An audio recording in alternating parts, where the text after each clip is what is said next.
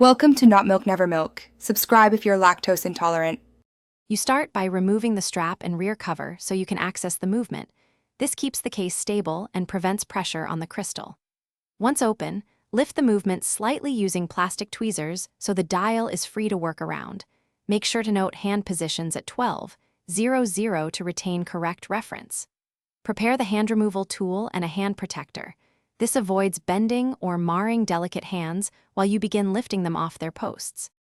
You now remove the hour and minute hands in order, starting with the minute hand to prevent interference.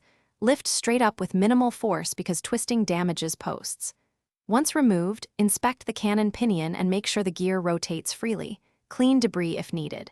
When installing, align both new hands precisely at 12:00. This provides the reference for accurate time setting later.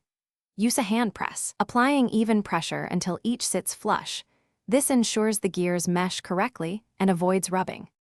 You finish by reassembling the movement into the case and resecuring the case back. Make sure gaskets are seated to keep water resistance. Once sealed, set the time and cycle through functions like stopwatch and alarm to confirm hands never touch the crystal or each other.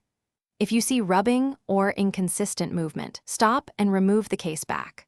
Often a slight bend or misseat causes interference. Reseat or very gently thin.